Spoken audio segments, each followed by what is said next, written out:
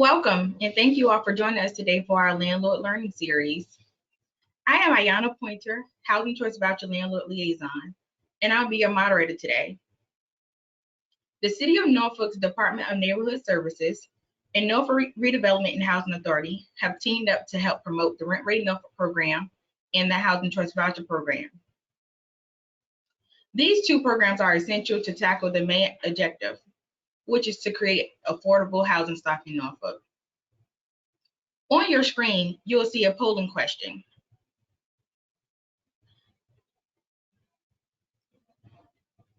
With this polling question, please choose one of the following options.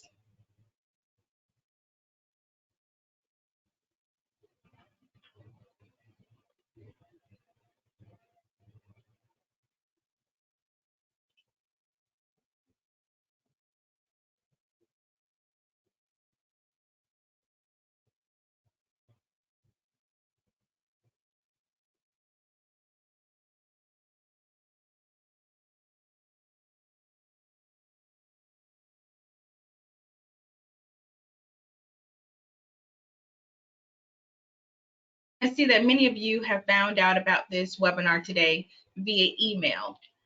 So those of you who are not a part of our email system, I will provide my contact information at the end of this session today so that you can join our email listserv. You will see polling question number 2 on your screen. Please choose one of the following options.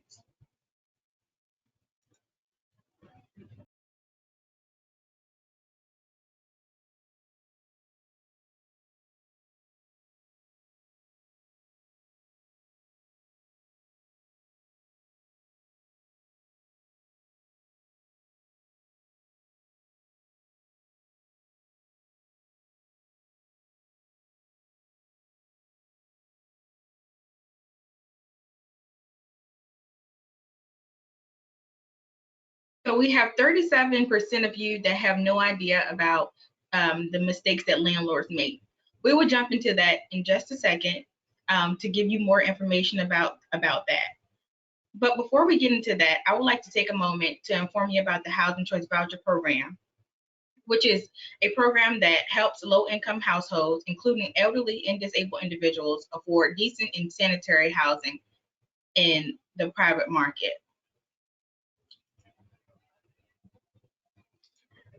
There is no cost to landlords to join this program.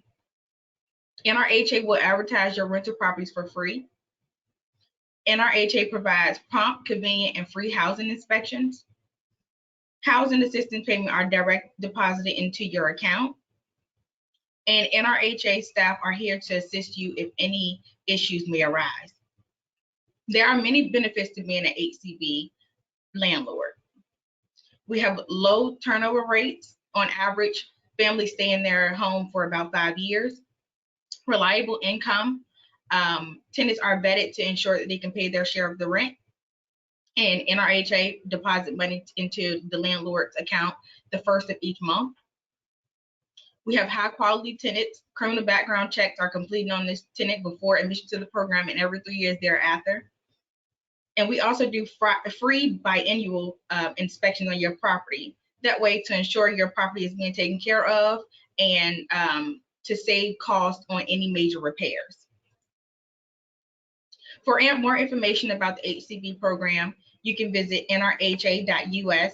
I see there are many of you that that's not aware about this program, but if you have any questions, as I said at the end, I will provide my contact information.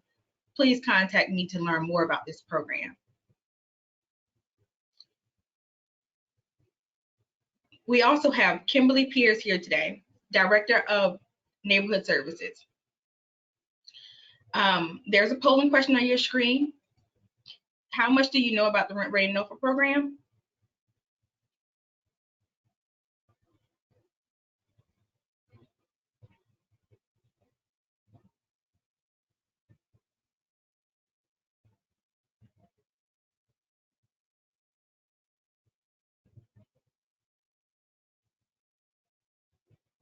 Okay, so we have quite a few that are also unfamiliar with that program as well. So Ms. Peters is going to give you an overview of the Rent Ready Norfolk program.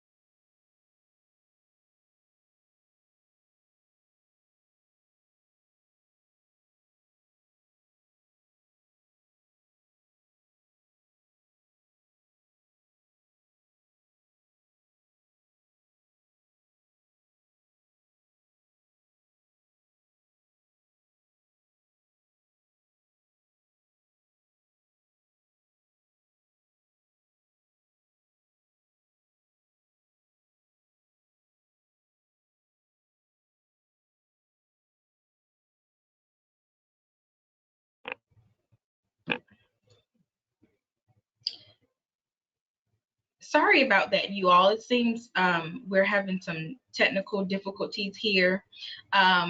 So I am going to take over for a moment and go over the Rent Ready Norfolk program. Rent Ready Norfolk is a comprehensive program that is designed to increase the number of viable rental properties in the city of Norfolk. And it's featured for landlords, property managers, and tenants as well. I believe the Rent Ready Norfolk program is going to start doing videos for tenants, but landlords and property managers receive certification for completing the Renting Smart Academy. They also do quality assessments of properties. They're like, oh, and it's on the screen, tenant education video series, and they also have a rental resource bank for landlords that complete a quality assessment and the Renting Smart Academy. They will have access to funds to rehab their homes. For more information, you can contact Rent Ready Norfolk, rentready@norfolk.gov, or call them at 757-664-RENT or 757-664-7368. And the contact person would be Miss Yolanda Williams.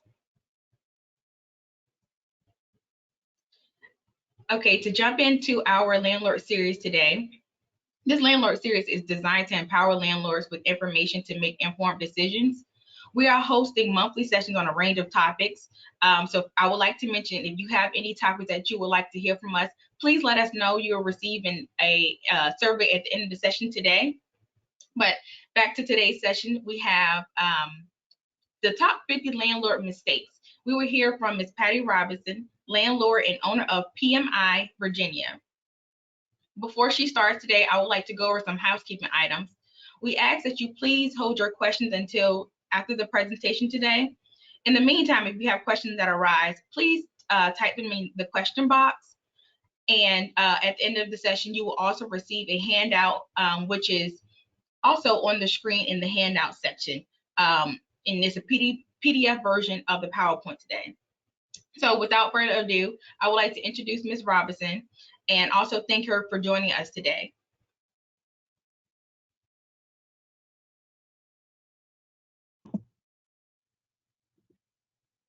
Thank you, Ayana. Hi, guys. So I'm going to pop up my PowerPoint here. And we are going to get to it. So one of the things we are always learning as landlords, and there's not really schools that we can go to learn this trade. So I find the best way to learn and stay on top of my game is by hanging out with other landlords and hearing their stories. I personally like to participate in the local investor clubs, and we have a local landlord club that meets once a month. And by learning from what other people have already done, mistakes they've already made, we can then draw that into our experience, because the best mistakes to learn from are those made by other people. I also love to sit in the court and hear unlawful detainer cases. You learn quite a bit in unlawful detainer cases. So today, I'm going to cover the top 50 mistakes that I see landlords make. Some of them I've made myself. Lots of them I've learned from mistakes that other people have made. So we're going to divide this into different categories. We're going to start with, hold on, I just went out of my screen somehow into the video. I don't know how to minimize this to get the webinar out of my way. Okay, we're going to talk about, in general, the laws first. And the first thing is, the mistake that landlords make is not staying on top of the current laws, and especially in the last couple of years in the state of Virginia, our laws have been changing very quickly. We're getting ready to have another change here, or quite a few, come July 1. And I know NRHA has held a law update. The local, the Hampton Roads Landlord Association held a law update last month. If you have not attended a law update that talks about the updates to the Virginia residential landlord tenant updates, things that happened this year, you should seek that information out, because we've had lots of changes. For example, one of the responses to COVID was to extend our notice period by 14 days. That goes back to 5 days, July 1, as an example. During the COVID period, many landlords, self-managing landlords, and even I saw attorneys who don't do a lot of landlord-tenant cases get their cases dismissed because just the notice that they gave tenants didn't have the required language in it. So it is really critical to just stay on top of the local laws. Every single year you need to do that. And then likewise, not staying on top of the current fair housing laws. And we have had changes in the fair housing arena in the state of Virginia in the last couple of years. If you're not aware of this, if you own 5 or more properties in the state of Virginia, source of income is now a protected class. We're not going to cover that today. So if you don't know what that means, it is very important, and you should find additional education on that. The most litigious area of being a landlord is fair housing. So at least annually, you should stay up to date on that. Virginia has a great fair housing department that has lots of free education. If you just search Virginia Fair Housing Education, you'll find a link there. At least once a month, they have some kind of an educational platform that you can attend. Everybody should do that annually. Norfolk Rent Ready does offer a fair housing update annually. So if you get on their mail list, you'll get an opportunity at least there to attend one. Another mistake, not joining industry associations. And landlords are we're a hard group to sort of gather, because most people just think that they own a rental house. They don't think of this as a focus of a business. And so there's not logical places to find them. So joining a local landlord club or your investor association is a great place to, one, have access to education, and two, learn from other people's mistakes. Sharing our experiences are how we learn. So it's really important. Most of them in our area don't even cost much. The Hampton Roads Landlord Association is free. The Tidewater Real Estate Investors Group is $160 a year. We have a Peninsula group, Peninsula Real Estate Investors Association, that's free. So lots of opportunities to hang out with other landlords in the industry. Not being familiar But another mistake people made is selecting a brokerage if they're going to hire a professional property manager that's not professional with property management. And this is no different than when I mentioned earlier that attorneys that don't handle high volume landlord tenant cases were making mistakes in the courtroom. Same thing with licensed agents and brokerages that don't focus specifically on property management. You know, real estate is a specialty industry, and the most technical part of it is property management. So if you're going to hire a professional property manager, select one whose sole focus is on property management, or you're going to have someone that just is not tremendously up to date on the laws and doesn't do enough volume to see those the vast number of things that happen so that they know how to respond. And then another mistake, waiting until you have a problem to develop a relationship with a landlord-tenant attorney. And I see attorneys just like doctors. Doctors have specialty. You would not go to your heart doctor if you had a broken leg. Same thing with attorneys. Attorneys are not one size fits all. You want an attorney who specializes in landlord-tenant to be handling and advising you on your landlord-tenant cases. Generally, the attorneys in our market, if you have a relationship with them, they have a set price.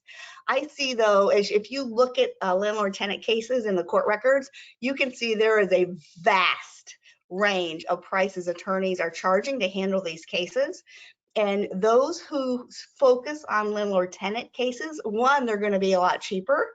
Two, they're going to go into the courtroom with 40 or 50 cases at a time. The judge is going to know them. The judge is going to trust them, and they're more likely to get a favorable decision. So choose a landlord-tenant attorney who has a specialty, an attorney who has a specialty in landlord-tenant. And we're going to talk about buildings. One mistake people make is they don't like to get involved with the neighbors. And I don't like to get involved with the neighbors either, but I do like for neighbors to be able to call me if they see something that I need to know about. I tell them I'll never reveal the source, but if I hear of something that I need to know, I will be able to at least investigate and find the information out on my own. I personally will not get involved in neighbor disputes. And if a neighbor calls me complaining about my tenant, I tell them to go knock on the door and be neighborly. This is what neighbors do, and address the scenario. But I do like to have my card and my phone number with a couple of neighbors on the street, because they can be your eyes and ears in case there's damage to the property or something like that. They will be very quick to call you and let you know. One mistake, and we're seeing a lot less of this now with the introduction of luxury vinyl tile, but laminate floors, and that was the rage 10 years ago. And some landlords are still using them because they're inexpensive, but the wood laminate material is not durable. It's about as durable as carpet. So we budget about 3 years for carpet in a rental property. Same thing with laminate. Tenants just like to clean with water, and as much education as you give them, it's hard to get them out of that habit. And so the wood laminate floors cup, and they don't last very long. So most of the people I know and myself, we are moving towards the luxury vinyl tiles. It costs a tiny bit more, but it is almost indestructible if it's installed properly the first time. So use the right materials when you're putting your rehab together. Another mistake is not using washable paint, and your typical painter, by default, they're going to use flat paint. They do that because it's prettier, it hides imperfection in the walls, and that's the standard that they use. That's what flippers use, that's what builders use. But in the world in the rental world, we want our walls to be washable so that a tenant can take a magic eraser and wipe off scuffs. So your paint will last a lot longer through more tenant leases if you give the tenant the ability to clean off scuffs on the wall. So you want at least a satin shine or semi-gloss on your paint. Another mistake people make is over or under rehabbing. So you want to make your properties as durable as possible. And I find this mistake mostly in the landlords that I call the accidental landlords, the landlords that are landlording for the first time in a house that they are moving out of and the numbers don't work for them to sell it just quite yet, they tend to think that they need to do more than they really need to do to get a property rent ready.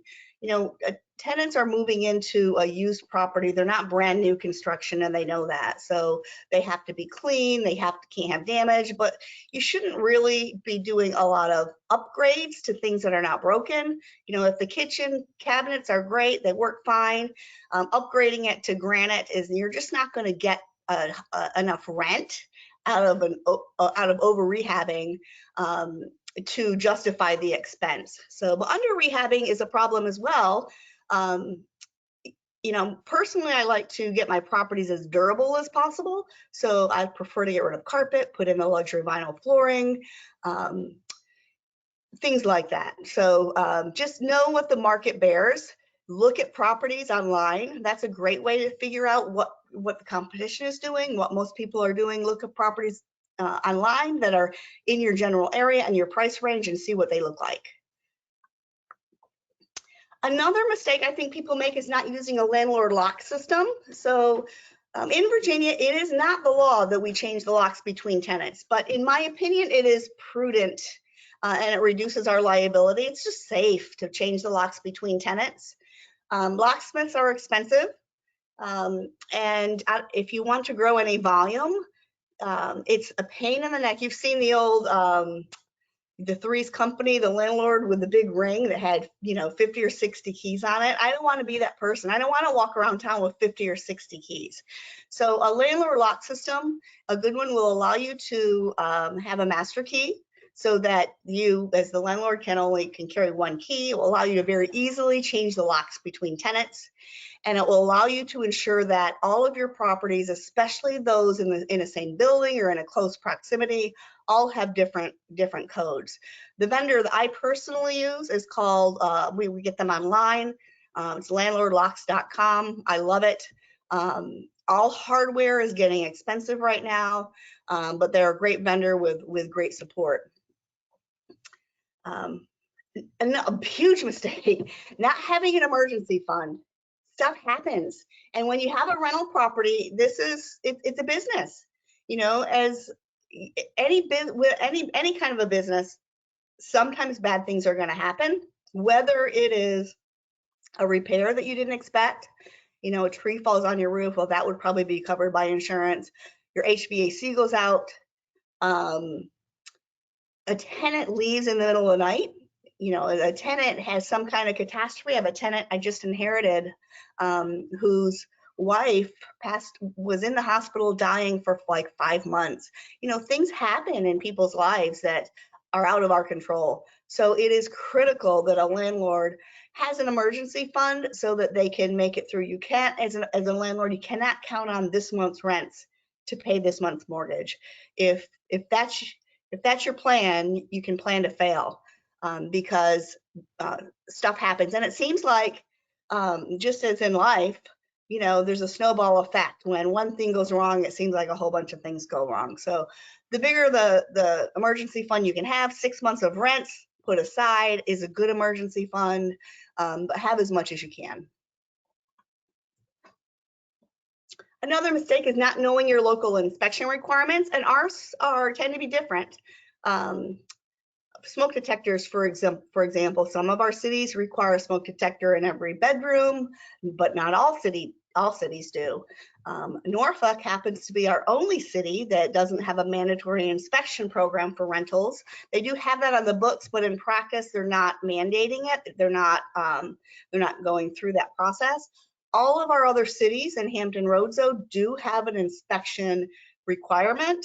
They also have inspection zones. So you have to look on their website to find out if your address is in an inspection zone. If it's not in an inspection zone, you don't have to have a rental inspection, which doesn't make a lot of sense to me.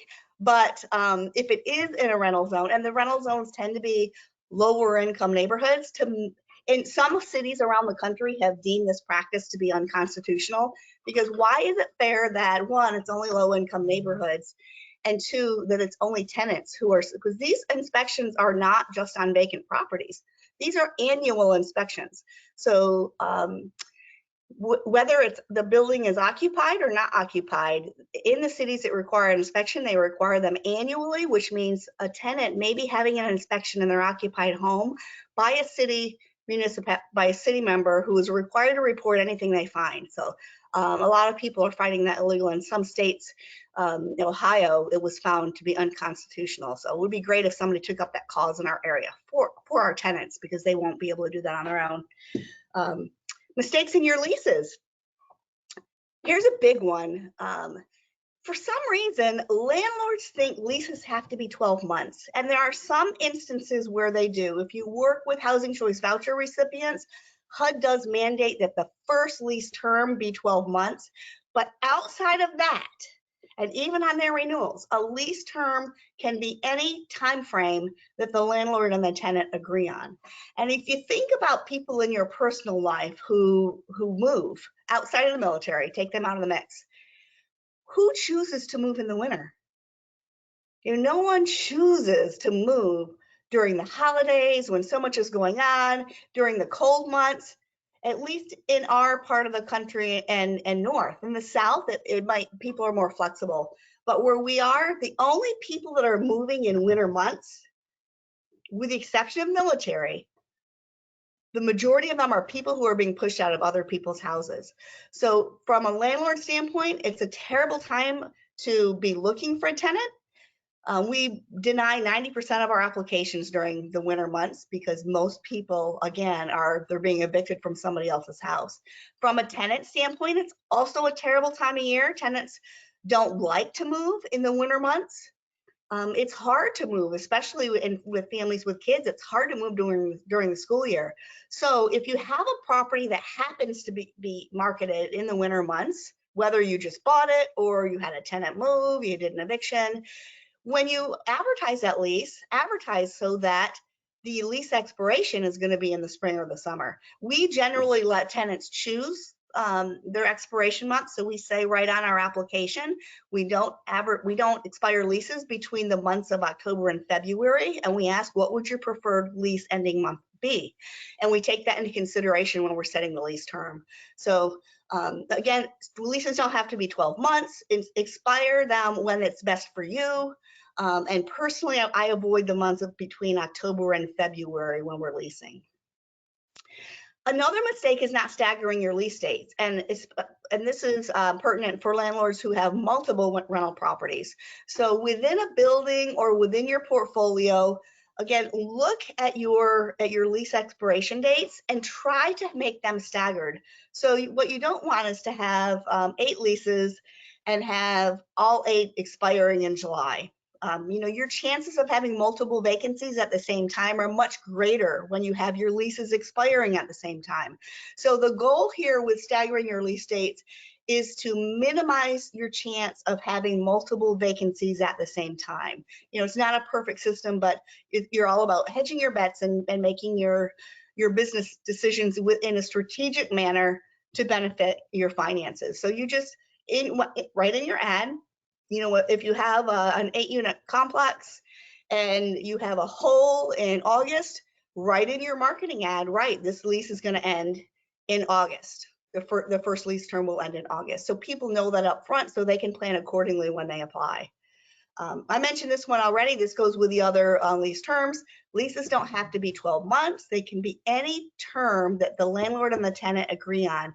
And with your housing choice voucher tenants, once you get through that first initial 12-month period, when you do the renewal, they greatly appreciate you adjusting the lease expiration date, especially if they have children in school, because again, it's really hard for families with kids to move during the school year. So that's real easy. You just adjust the lease term, send it over to the caseworker, and everybody's happy. It's a win-win. Another mistake is when you're moving a tenant in mid-month, which happens a lot, is allowing the prorated amount. A lot of people allow a tenant to move in with that prorated amount. So if I have a rent, and we'll do easy math, and the rent is $1,000 a month, and they're moving in on the 20th, a lot of people would then charge 1/3 of the rent for move-in, so $334 to move in. And then 10 days later, all of a sudden they have a full rent payment due. Moving is expensive. Tenants are real people. They have tight budgets. And so we find that when we allow a tenant to move in with a prorated amount, they move in with a small amount, and then they have a big payment a few weeks later, that their chance of failure is high. So what we do is we tell them this right up front, but we charge them the full lease amount when they move in. Everybody pays the full deposit and the full lease amount when they move in. And then we charge them the prorated amount on the first of the following month. From a budget standpoint, it's much easier on them. They're much more likely to be successful. And then they're in the groove and they have a full 30 days before their next full rent payment is due. So again, it's just setting your expectations and setting up your making your business decisions to help your tenants be successful. Our goal is to have our tenants be successful. And that helps. Here's a mistake I see, and I just this morning, I'm onboarding some properties from an owner who happens to be a local real estate agent, and she was using another firm, and the leases, 5 of her leases identify a management firm, not the owner of the property, as the leaseor. So she's not even named in these leases. And personally, I think that's a mistake. I think if you are using someone else to manage your property, that the property owner is the owner of the property. They should be named as the leaseor. Likewise, when you go to, if someone has to take that tenant to court, I think the leaseor, the owner of the property, should be the one that's named and owns the judgment. So I see that mistake made a lot. If you're using a professional property manager, I suggest you check your leases to see who is named as the landlord in the property. Landlord, leaseor, those are interchangeable terms. Another mistake I find people make in leases is not being really specific about what you want to hold your tenants accountable for. So tenants should be accountable for things that they break. Owners should be accountable for normal wear and tear and mechanical issues in a house. So specifically, things that are common occurrences that come up that give tenants heartache are pest control. So our law says that the landlords are liable for having a pest-free property, but tenants are also liable for keeping a property pest-free. So if you have delivered a pest-free property and all of a sudden there are pests, now rodents are a different story. In my opinion, rodents have to get in the house someplace. There has to be a hole. So the landlord has to be liable for plugging those holes up. But if we're talking bugs, if there were no bugs there before and now there are, then a tenant brought them in. So it is okay. A landlord does have to mitigate if you know that it's an issue, but you can hold the tenant financially responsible. Same goes for broken glass, lost keys, and then any damage. So just specify it right in your lease. In my opinion, in Virginia, we do not have a required grace period. So our law says that rent can be due and then it's late the next day. So my lease says rent is due on the 1st, late on the 2nd.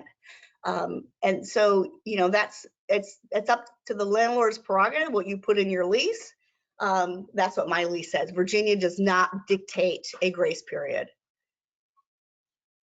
One issue you'll have if you have to take a tenant to court is not identifying up front if your tenant is military or is not military, because in an area that has a military presence like Hampton Roads, if you're going to sue a person, doesn't have to be a military person, if you're going to sue any person for any reason, the court requires you complete a document that says that they are military or they are not military, and you have to identify how you know that.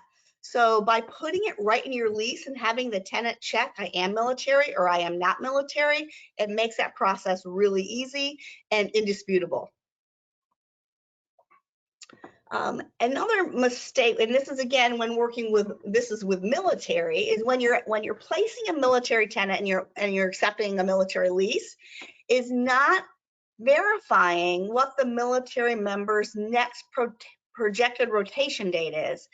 And the way I find that is we require a military member to submit a copy of their most recent orders. Most of our military members in this market are Navy. In their orders, there's always a projected rotation date listed in the orders. Army doesn't have it in there for some reason, so we have to just take the Army member's word for it. But with Navy, it's there. It's in black and white, and that's the date that the military's current plan is to rotate that service member out to a different service station.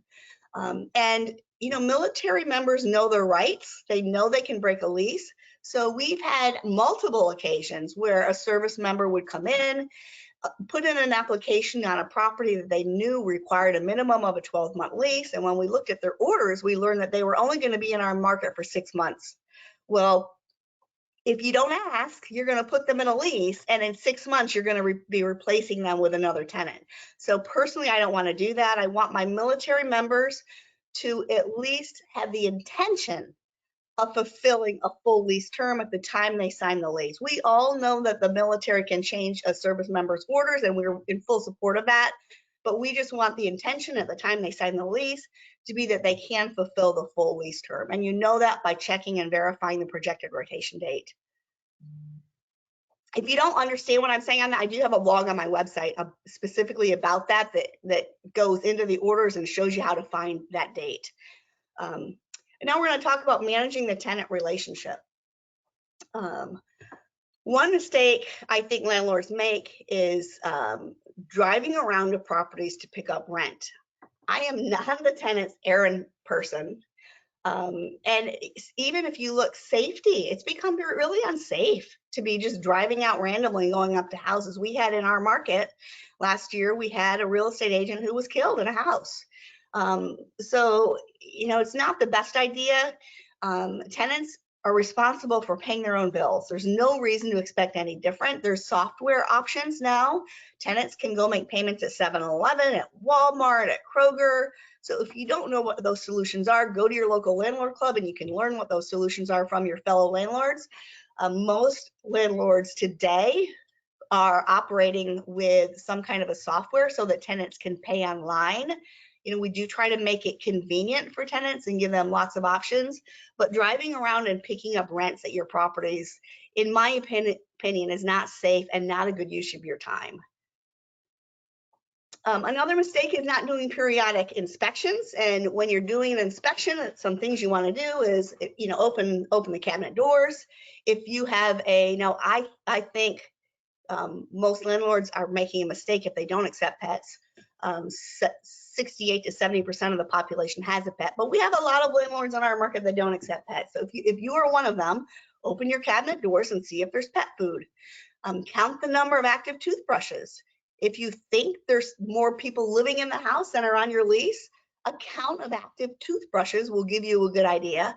Also, looking at the shoes in the house. Lots of times you'll be able to see, a bunch of shoes in closets that if you have an all-male household, for instance, and you've got 8 pair of shoes in a closet, it's a pretty good indication that not always, but usually it would at least raise the question, who do these shoes belong to, and is somebody else living here?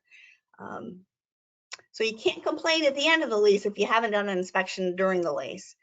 Another mistake is now it is a 5-day letter. So it was, technically right this second we're giving 14-day letters, but as of July 1, it'll be 5-day letters. So one mistake people make is not issuing that letter right away. And your lease is going to dictate when you send that letter. If you have a 5-day grace period, then you don't send that letter until the 6th day of the month. You have to let them go through the grace period and then send the letter. And you want to do that consistently and as consistently as possible. We send it to every single tenant every single month who owes money. And we do that because chances are they're going to pay. It's very unusual that you actually have to go and file an unlawful detainer on a tenant, but you want to be consistent about that, because if you're not, that one time that you don't send the letter is going to be the time they don't pay, and now you've lost time. So you cannot file the unlawful detainer until after, right this second, they've had the letter for 14 days as after July 1 until they've had the letter for 5 days. So it slows down the process by which you can get into court. So you want to be consistent about those, do them on the same day of the month, and send them to everybody who is behind. I think a mistake that landlords make is not using an attorney to get their judgments. And yes, it costs a little bit of money, but most landlords are not doing their own collections. I think it's also a mistake to not collect on money you're owed. And most people are using an attorney to do collections. Well, if you use the attorney to go to court from the beginning, they will get an award for your judgment plus legal fees. That gets rolled in. If you take them to court without an attorney, they will get a judgment and they will get no award for legal fees. So you'll have to eat the legal fees and it'll all have to come out of your pocket. Whereas if you use the attorney from the get-go, the legal fees will be added on and the tenant will pay them. Another mistake people make is not having a system to document conversations. And if you're using landlord software, they all have a mechanism, a place for you to put notes and conversations where generally the tenant can communicate and you can communicate. If you don't have that, even just on keeping a running log for each tenant on your phone, each time you have a conversation with them, document what was said and put it in the note. You have your email, you have your text messages, but if you end up having to go to court or have something disputed by a tenant, it's really helpful to be able to go back and say, I reminded you of this on this date, or I offered you your renewal on this date and you didn't respond. It's important to have your conversations documented. A really, really big mistake is not having a system to document your tenant charges and payments. And again, there's so many software options out there. It's easy to, it's pretty easy to do this online, even if you're just using QuickBooks. QuickBooks allows you to set up tenant ledgers. But if you don't have that, at least have some kind of a paper journal where you are documenting not only the money you get from the tenant, but also what you're charging them for.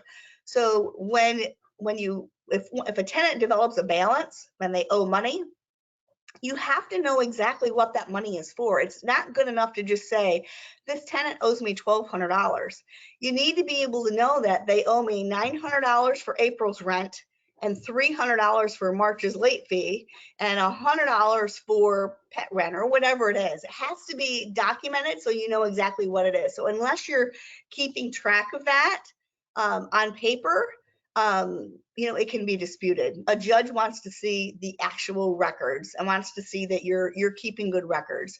And tenants the tenants should be keeping their own records as well. I know a big mistake, and if you go to court at all, you will see people making this mistake, and that is not meeting the state required time for deposit dispensation. So our state law says that once a tenant, either the latter of the date the tenant moves out or their lease ends, the latter of 45 days from that date, you have to provide their deposit dispensation with any money left of their deposit and an itemization of anything you use their deposit for. If you miss that 45-day deadline, the tenant is due the whole deposit. So be aware of what that deadline is. Our law does allow us to request an extension, not request an extension, but if there's a need for an extension, we can notify the tenant and we can extend that, but you have to notify them within the 45-day period. So just be aware of that. Another mistake people do is in Virginia, we have very specific language on what needs to be in our notices to tenants, and we have a received with reservation verbiage that our law now allows us to put right on our notice. We used to, and basically what this says is if I've already gotten possession, if I've already gone to court and I've already won something, that I still can continue receiving money from you, tenant, and I'm reserving my right to have my position of possession standing. So I received this money with reservation, and we used to have to document that on the receipt. We no longer have to do that. We can put it right in the verbiage on our notice. So again, keeping up with those laws every year will help you keep up to date with that. So you want to put that right on your right now 14-day notice, soon to be 5-day notice. Write the language right in there. Another mistake is not using the 21-day notice of violation to cure non-financial lease breaks. So in Virginia, we have one notice period that we are required to send for any financial violations. And our non-financial violations, we have to give tenants 21 days to cure. And these would be anything from having a pet that wasn't authorized, having extra people in the property, having grass too long. Now, if the tenant should be responsible for not allowing you to get a city fine. So if the city's giving you a shorter than a 21-day notice, then you can take that into consideration. But for the most part, the law says we have to give tenants 21 days to cure anything that's not financial. And it doesn't have to be fancy. It just has to be a letter that says you have 21 days to cure this violation, or I reserve the right to take you to court for on an unlawful detainer. Some maintenance requests. You should document at move-in, on your move-in inspection, that there's no visible evidence of mold or bed bugs. Tenants are responsible for notifying you if they see any evidence of mold, and they're responsible for protecting the house from moisture accumulation and mold accumulation. It's important that you inspect it before they move in, and that you document that. And the same thing for bed bugs. Bed bugs are hard to prove, especially if you have a building that's attached to another unit. So it is important to establish that at the time they moved in writing, that there was no visible evidence of bed bugs in the property. One mistake that landlords make is they treat the move-in inspection report like a work order. So Virginia law dictates how the move-in inspection process works, and it gives tenants 5 days to turn in written format to the landlord any items they want to document based on the condition of the property and move-in, so that they won't be held accountable for that when the tenant moves out. Sometimes landlords get that and they treat it like a work order, and they just think, these are all things the tenant wants done. Not necessarily. I mean, if they're documenting things like scratches in the cabinet door, or a broken sprung on a blind, a slide on a blind, things like that, it's just the purpose of that process is to document the condition at the time they moved in. So because you're never going to remember, so that when they move out, you don't hold them accountable for anything at the time of move-in. Certainly, if anything's broken, you want to address it. But that's the purpose of the move-in condition report. Another mistake I think people make is not being thankful when a tenant submits a work order. We have this, could be $250,000 retirement asset that we own, that we are entrusting to a tenant to take care of. And I hear people suggest that, we should charge tenants a minimum fee for every time they have a work order. That way it will discourage, they have to pay the first $50. That way it will discourage them from telling us when something's broken. But why would you want to do that? Here's your retirement asset. Don't we want it maintained? I know I do. If a tenant has a leak under the kitchen sink, for example, and they report it quickly, we can fix it, we can mitigate, we can save the cabinet. If they let that fester because they're afraid that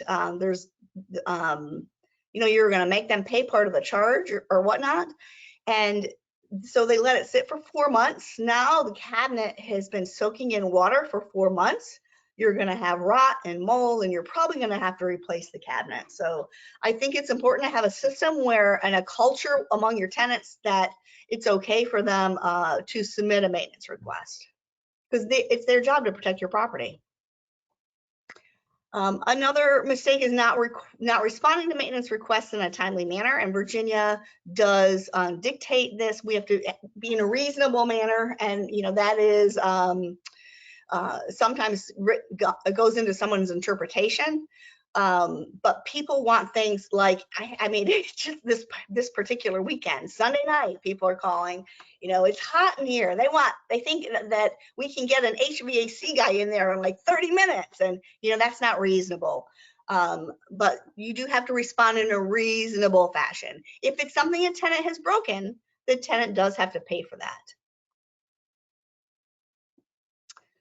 Another mistake is when you're sending a vendor into a property, have a conversation with the vendor up front that they should minimize the communication they have with a tenant, and they should be polite to the tenant, but any communication about the specific repair that's being done needs to be had with you as the landlord and not the tenant. Another mistake people make is not knowing the state law when it comes to mold, bed bugs, and maintenance in general. And whenever I have a question or something that doesn't come up often, like mold remediation, every single time I go out to the law, I go out to Virginia law and just reread it. So I remember exactly what it says. I mean, our law is pretty comprehensive. It covers if somebody dies in a property, what happens. It covers specifically what you do to respond to mold and what you do to respond to bed bugs. So have that law page bookmarked and go and read it once a year. And then anytime you have something weird happen, don't go to the internet and post your question on Facebook and say in a general landlording group that's not even related to Virginia and say, what do I do? That's silliness. When in less than 5 minutes, you can go directly to our law page and read what it says and know what it says concretely. Some mistakes in advertising. Not checking your photos or your data before you publish. One of my just little pet peeves, silliness, but I don't like it when the toilet seat covers are up. But look at your photos, and I'm sure you guys have looked at property photos too. You see photos that are sideways, that are, you don't want photos with people in them. And you want to make sure that they are appropriate photos and they look good and that your data is accurate before you publish your ad. I'm assuming you're using some kind of a syndication tool, because once you get those ads out on the internet, whatever you're using to advertise, all the other websites, hundreds of them, they're going to grab that information and you will not be able to get it back. Once it's gone, it's gone. So make sure it's accurate before you save or hit finish on your ad. I think there's varying opinions on this. Mine isn't necessarily the right one, but my opinion is it's a mistake to wait until the current occupant moves out before starting your advertising. And, most of your tenants were in the same position when they were looking at the property because they wanted to move in right away, that they went and saw it when somebody was living in it. So in my organization, when a tenant gives notice, my lease and Virginia law both allow us to show a property at that time. And we're very courteous. We ask, ask the tenant, are there any, times during the week that are bad for you? We give the tenant 72 hours notice because that's what's now required for notice in Virginia. It's no longer 24 hours. It's now, or 48, it's 72 hours to give notice for non-emergencies. So we do give notice and we work around their schedules and we do what we can to gain their cooperation. And the more cooperative they are, the less intrusive it is, because the faster we get an accepted tenant. But it really minimizes, you can't do it in every instance. If you have a tenant that is super, super messy or super, super grumpy, it doesn't make sense to do it in those cases. But in most cases, it makes sense and it minimizes the amount of your vacancy between tenants. And so this is all about just maximizing your cash flow.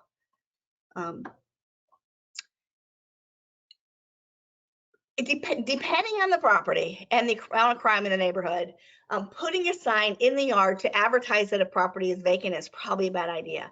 The reality is most of the people in the neighborhood are already going to know it's vacant, whether you put a sign in the yard or not. But putting a sign in the yard certainly is going to advertise that your property is vacant. I just dealt with a squatter and one of the properties I just took over. You know, it's crazy things are happening out here right now. Knock on wood, we don't have as much theft of metal as we did in prior years, but we still do have a problem with people breaking in and squatting and sometimes stealing appliances. So I think it's prudent, if it's in a neighborhood that has quite a bit of crime, to not put a for rent sign in front of the property. I think it's a good idea to include right in your rental ad all your rental criteria. So if you put in the ad what your rental criteria is, people who don't meet the criteria won't apply. So I only want people to apply who are going to meet the criteria. So put it right in your marketing notes.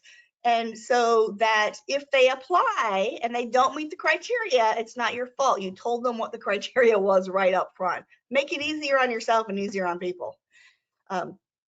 Another mistake is not using a syndication tool. And most people local are using Zillow. And Zillow, if you put your property on there, it will advertise every place. It'll just go automatically go to all the other websites. So syndicating is a good way to get your property out there. And then on most of these big rental websites, Trulia, Zillow, you can go on and claim them as the owner. And then if there are crazy photos or incorrect facts, you can change them. And other people, it's harder for other people to steal your data if you claim your properties on these big rental websites. Another mistake is stopping your marketing before you have the full deposit and signed lease, or in the case of a housing choice voucher recipient holder, having a reservation fee. Until you have something signed from the tenant committing them, the property is still available. People flake out, and if you pull the house off the market, you're going to lose good candidates waiting for someone who may never perform. Tenant screening. Not getting a complete application from every single adult occupant. You should be screening every adult occupant, and this includes anyone 18 or older. And should be getting a full screening. Well, getting an application and then screening, these go hand in hand. So you get a full application with IDs, with their pay stubs, all their documentation, and screening them. And then one of my criteria right on my rental application says that telling the truth is on the application is a criteria of being accepted.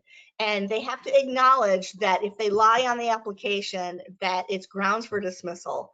So I think I've made the mistake before of accepting a tenant when they lie, and it's burned me. So if they lie on during the application phase, it's the honeymoon phase. It's the honeymoon phase. So if they're grumpy, if they're if they're not treating you nice, or if they lie, they're certainly going to repeat that behavior during the course of your lease. Another mistake is having criteria or questions that violate the law. So it is okay to say maximum number of occupants is 2 per bedroom. It's not okay to say how many children do you have. So you just want to be careful, and this goes back to taking a fair housing course once a year to make sure that you're screening questions. We have people out here looking for us to screw up. There are groups, tenant advocacy groups, that are setting landlords up on purpose to try to get us to screw up so they can hold us accountable and make examples out of us. There's lots of examples in the state of Virginia. So make sure that you are following the law and you know what the law is and you're following it. Another mistake is relying solely on the automated screening tools. A lot of people now are using the online screening tools, but they think that all they have to do is hit the button, and when it comes back and says accepted or rejected, that's what we do. And in Virginia, for some reason, our court records especially, they don't export properly through the systems that the screening companies pull the data from. I had one just last week that my screening said that the tenant had a judgment and it was satisfied. And I went directly to the court website, and it identified the judgment, same case number, but it was not satisfied. I have had situations where the screening didn't pull the judgment information at all, and yet it's on the court website. So it's important that we also have a big, huge rash of people creating fake pay stubs. Just because the tenant says it on the application doesn't make it so. So you've got to look at the data and see, is it logical? If you have someone who's submitting an application who says they are a CNA, you know, they help an elderly person in their house with an hourly wage job, and they have 90 hours in 2 weeks and they don't have any overtime, either it's an illegitimate employer who's breaking the law, or it's a fake pay stub. So you have to look at this data. I've got two more. Not verifying the employer and employment data. Again, people are buying fake pay stubs. It's rampant. Now, I just learned last week that not only are they able to buy fake pay stubs, there are individuals brokering what's called they're renting credit line, renting trade lines. And basically what it is they pay somebody who has a high credit score a fee to add another person to one of their trade lines, just as a co-borrower or co-credit card holder for a few months. And they get paid a fee to do that, and then the applicant gets credit for that on their credit report during the screening. It is totally illegal, but it's happening. People are paying money and they're doing this. So we have to be really diligent and validating that it is a valid employer who is registered to do business in the state of Virginia, that they're legitimate, they are at the address they say they are, and this person is actually receiving the funds. I think it's a mistake to take an out-of-state cosigner. And the reason is that usually if you have a situation where you have to take a cosigner, you end up having to rely on that cosigner. So I always ask the cosigner, so I just want to make sure you're aware, this means you're fully liable for the lease. So if your granddaughter moves in and never makes her first rent payment, you are prepared to make all 12 rent payments for the entire year for her, correct? And get that confirmation. But if we do have to take the tenant group to court, the cosigner goes to court too. And if they're in Hawaii, our local law firms don't have process servers in Hawaii. So we have to serve these folks. So for that reason, I only accept a cosigner if they're local in our market, because it's the easiest way for me to screen them. Any questions? I'm out of time. I had some bonus questions, but we're out of time. So I will turn it back over to Ayana.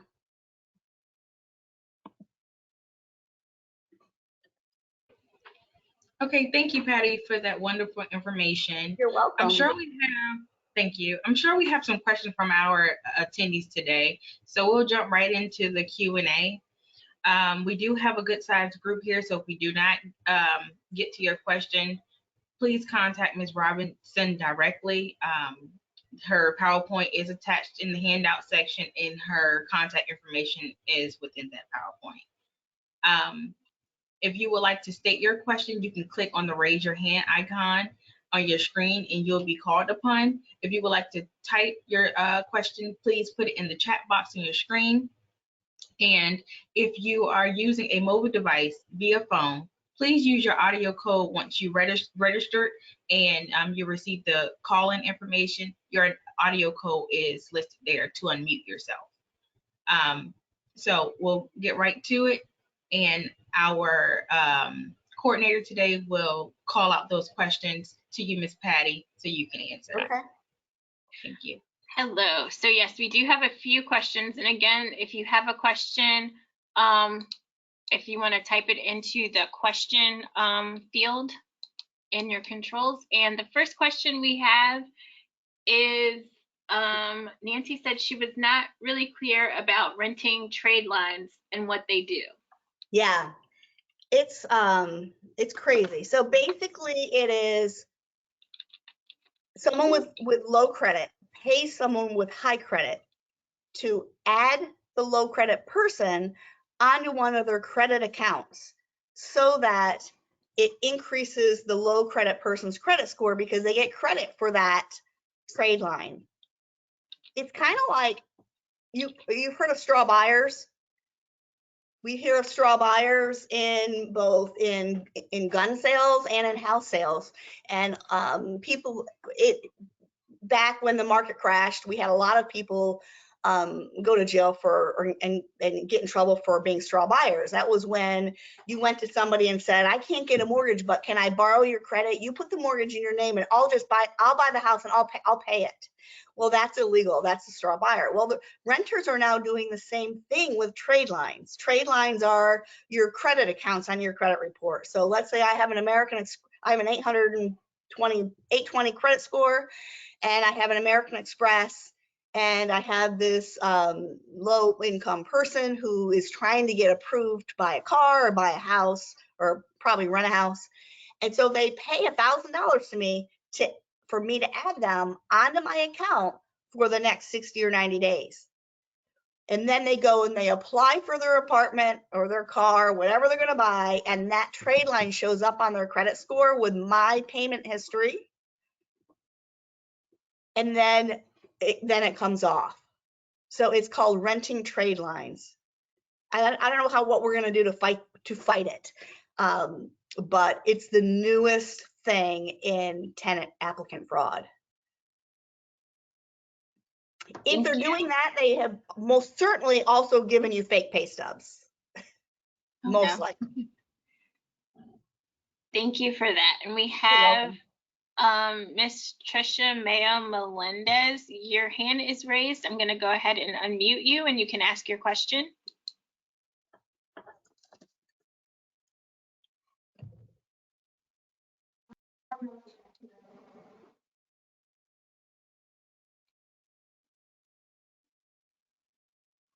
Okay, not sure that she's still there.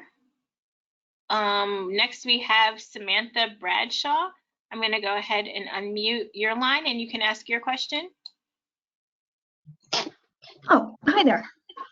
Hi. So I'm here today because my brother and I just inherited 4 rental properties. What would be your advice on the best way to kind of survey them and see what kind of state they're in to be able to get things up and running for us? Yeah. What I do in that situation, and I guess my similar situation will be if I'm onboarding properties that from an owner, and I just contact all the tenants and say, hey, you know, we're going to be your new, let's say you can call yourself their landlord or their property manager. And, you know, unfortunately, we got very little information from the previous owner. So what we need you to do is fill out a rental application. So I have my new tenants that are inherited fill out a rental application just as if they were applying for the first time. I tell them it's for information purposes only. I don't charge them an application fee, but you need to know who's living in the property, how much money they're making, who the occupants are, and where they work. You need to know all that data. And then you also want their signature on that application, because that's what gives you permission to make inquiries on their behalf if they violate the lease. You want to make sure that your application gives you those permissions. But so that's just sort of for safekeeping. You need to know who's there. You need to know how much they make so you can evaluate what you're going to do with this lease going forward. Do they owe you money? I mean, one thing you're going to have to establish is, do you even know if they owe you money? Did you inherit any ledgers or any data? The bookkeeping I'm pulling from bank account information, to be quite frank. It's basic. Okay. So what I would do in that situation is just give the tenants a carte blanche and just tell them they're even. I mean, maybe go back and look just at this year and make sure that you can see that you have payments and let them start fresh. But I mean, you know what the rent amounts are, right? And you have leases. I found 75% of the leases. Okay, and what I do in that instance is ask the tenants. You know, we were not given a copy of the lease. If you have your copy of the lease, I would be happy to take it. And if there is no lease, then we'll default to what Virginia law says about there not being a written lease. And you want to go out and just read the Virginia Residential Landlord Tenant Act. It's an easy read. It's only about 60 pages, but it defines what happens if there is no written lease. But then that process will allow you to get an application from the tenant and put them in a legally binding lease. You might want to wait a couple months. I usually want to wait a couple months. Leave it, essentially right now they're month to month if there is no lease. Make sure they're going to be able to make your rent payments before you lock them into a lease. And then assuming that's pretty good, you get your application from them, you know how much they can afford, you know what the market rents are. I generally don't make huge changes on tenant rents when I'm inheriting them. Even if it's way off market, I would, because it's, I mean, you want the tenants, the goal is usually to have tenants stay. You want to get in and do an inspection as well, assuming they're taking care of the house. The goal for every landlord should be to have the longest run of uninterrupted rent payments possible. So the bird in the hand is better than starting over in most cases. So you want to do an inspection, make sure they're taking relatively good care of the property. There's probably deferred maintenance, especially if you had elderly folks. I mean, usually they don't have the ability to stay on top of that. At least that's what I'm finding in my experience. So you may have some deferred maintenance, and the tenants will appreciate you fixing all that. And then just, you know, be as gentle as you can, because tenants, change scares them. And if you want them to stay, which should be your goal, then just go in as gentle as you can. And then, you know, I try to do not much for a couple months. And then if I'm going to make changes after that point, once I've established that the tenant will be able to be successful. Did that help? That did. That was wonderfully helpful, particularly on the leases that I can't find. Because yeah, I'm not sure what to do exactly. And I did reach out to the tenants, and I had one of them, she's like, my lease just ended right after you inherited these. Is my rent changing? What's going on? And I was like, I'm still figuring that out. So they're all, yeah, they're the fear of the unknown. Tenants' assumption when a property changes hands in any way is always that bad things are going to happen to me. So be as gentle as you can, assure them. And you don't want them afraid, you want them happy, you want them, in most cases, you want them to stay. Right. And that's a great reminder that the goal is the uninterrupted rent payments, and how to make sure that that information is still valid. I don't know how long these people have been there. I don't know what's changed in their lives. Right, well, that's why just get new rental applications from all of them. Okay. I mean, you want them to give you permission to make inquiries anyways. Wonderful. Thank you. Yeah, you're welcome. Thank you. And we have quite a few questions to get through, so I want to see how many we can get through as possible. The next question that came in is the landlord and property manager certification valid for Virginia Beach as well? This is really a Kimberly question, but I'll answer it since my mic is on. And then the Norfolk Rent Ready certification is for Norfolk landlords only. It's for Norfolk properties. It's a Norfolk landlord initiative. Norfolk is the only city in our market that has a landlord initiative like this. Non-Norfolk property owners can take the classes, but you can't become certified without a Norfolk-owned property. Okay, thank you. And then next question is, how do you make the lease or the company name? Or do you not worry about that? I guess the main reason is how to set this up so that there's anonymity. Okay, so this is really an asset protection question. So the person asking it doesn't want the tenant to know their personal name. That's common with landlords. Most landlords put their investment properties into an LLC or a corporation so that there is a separation from your personal assets. And you can then be in that case, you can be the property manager. You are the property manager for the owner, for the LLC. And you can identify yourself that way to the tenants. A lot of landlords do that. But then the name of the landlord on the lease would be the name of the LLC that owns the property. But if the lease has to match tax record.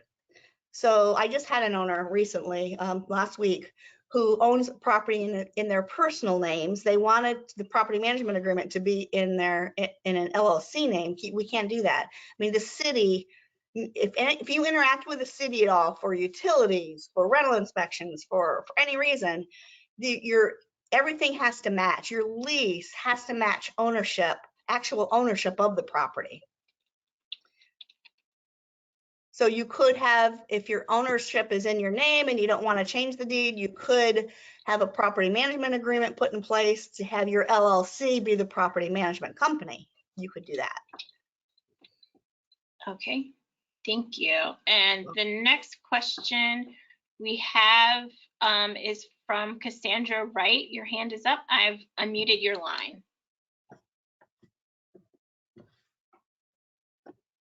And it looks like you're self-muted yourself. So if you can unmute yourself and ask your question. That's all right.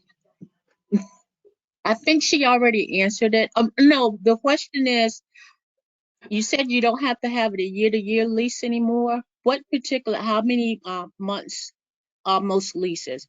Because if you have people who just stayed year by year, and with the Virginia Gov this year, I started making lease every 12 months. What's the best time, for leases, to renew leases?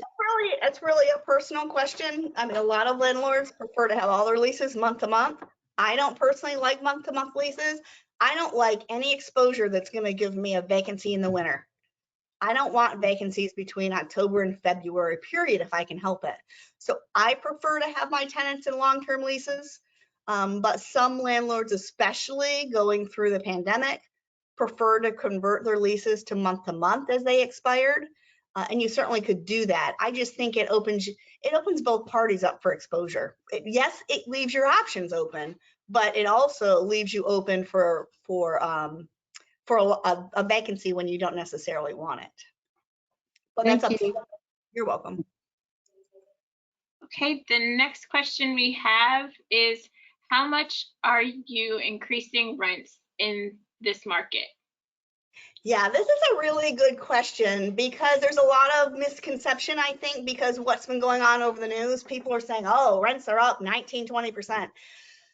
And in some instances they are, but there's a big disparity between the rent inflation in the single family home and the higher end market, the AB neighborhoods, and the apartments or the lower income neighborhoods.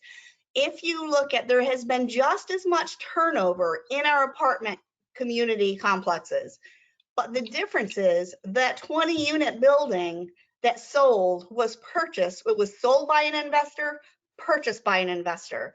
Whereas the majority of the single family homes that have turned that were landlord owned, the tenant moved out of it, landlord put it on the market, and the person that bought it is an owner occupant. They're going to live in it. It's pulled off the rental market. So we're seeing a much bigger shortage of the rental market in the single family home market than we are in the apartment community. So because of that, we're seeing much bigger rent increases. I mean, I'm not tending to do huge increases on existing tenants. On average, we're raising rents by about $100 on the low end. I'm not going to go probably more than $200 in any of the ranges, but we are seeing in some cases when a property becomes vacant in the single family home market, we can get $300, $400, $500 more in some cases. The higher end the house, the more expensive the neighborhood, the more expensive the rent, the more inflation we're getting because there's a huge shortage in that market. So the competition for it is fierce. I ask people right on my rental application, I have a question that says, knowing that the rental market is very competitive right now, would you like to offer the landlord more than the advertised rent amount? And we ask them that question and they have an opportunity to give their offer, just like they could if they're buying a house. So then if you get multiple applications, you can rank them based on what offers you the best financial outcome, who's offering you the longest lease with the most rent. So that's a good option in today's market.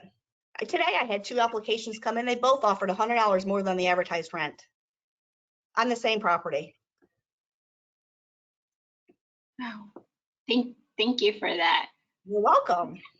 We have a question from Tony Parson Mobley. I am going to unmute your line and you can go ahead and unmute yourself. You're self-muted and ask your question.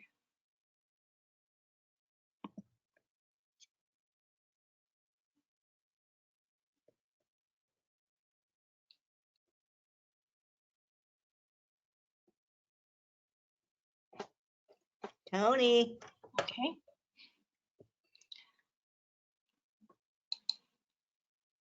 Well, we will move on to the next one while we wait. The next question is, how would you go about getting a trade line, and how would you recognize it on the application? I don't know the answer to this question yet. I mean, I just learned about this scam. I don't think we're going to be able to catch this one. You know, if it is, I mean, in general, it's been very hard for people to cheat, and what comes back from the credit bureaus. The credit bureaus are onto this, though.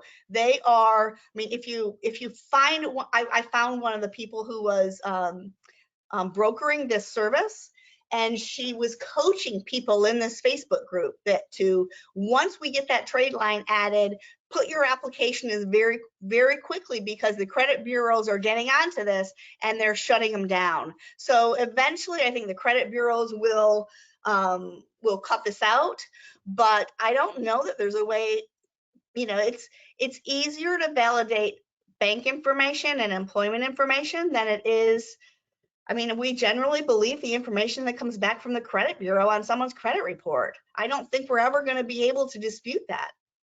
So it's looking at the holistic application, and maybe I don't put as much emphasis on the credit report anyways. So I know some landlords are very strict about, you have to have a certain credit score and certain things.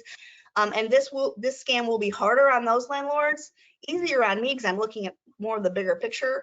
But again, people who are being fraudulent on that are most likely going to be fraudulent on their income as well. I use a third-party company to validate income. I'll give you that one. That's called theclosingdocs.com. Theclosingdocs.com. It's a great service. I pay for it out of the application fee, so I pass, but you have the choice when you sign up. You can either pay for it or have the applicant pay for it.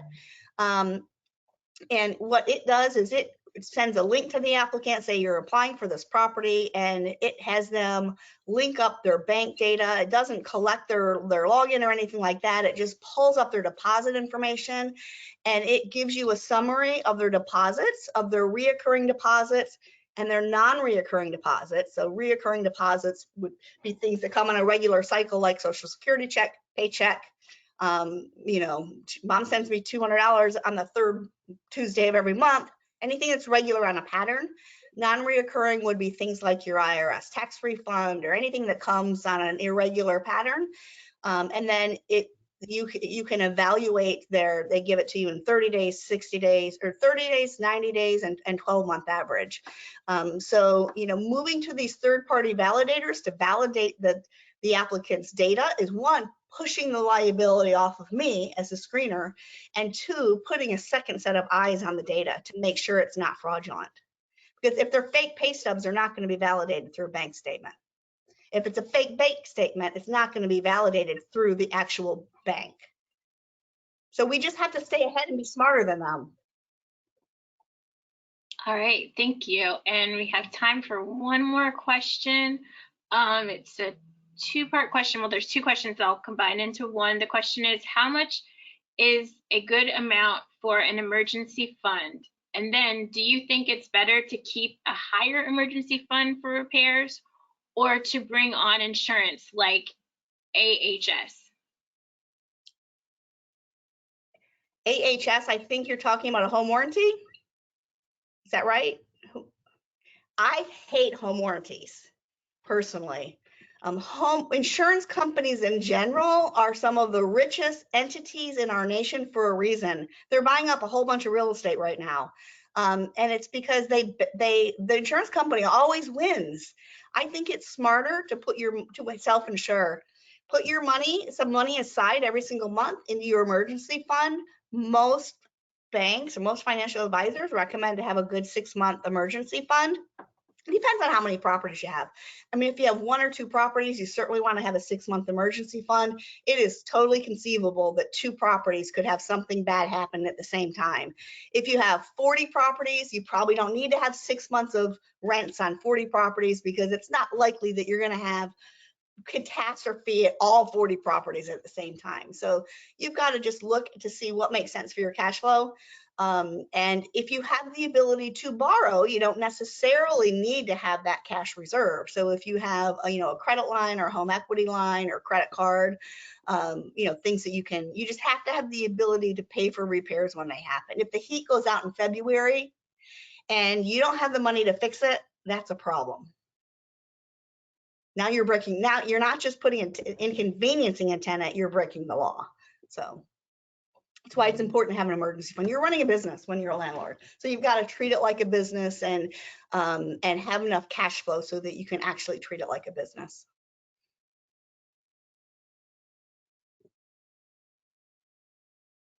All right, Ms. Patti, thank you for answering those questions. For those of you whose questions were not addressed, please reach out to Ms. Patti directly using her contact information. On your screen, you'll see our poll question number 5. Please choose for one of the following choices.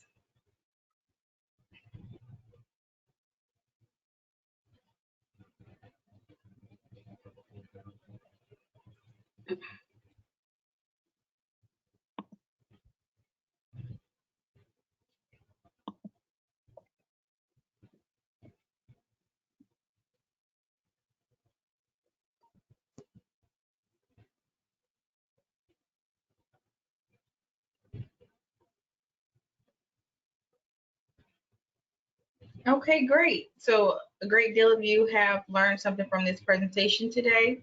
So thank you, Ms. Patti, for being so thorough with this presentation. Before we let you go today, we do want to remind you all that we encourage you all to rent your properties with the Housing Choice Voucher Program. As I said, there is no cost to landlords to participate in this program. We do advertise your property for free. We do provide prompt and convenient housing inspections, and money is directly deposited into your bank account of your choice. There is low turnover with our tenants, and our tenants are thoroughly vetted. Like I said, for more information, you could contact me directly, or you can contact us at nrha.us. Thank you all for joining us today. A survey will be sent to you by GoToWebinar.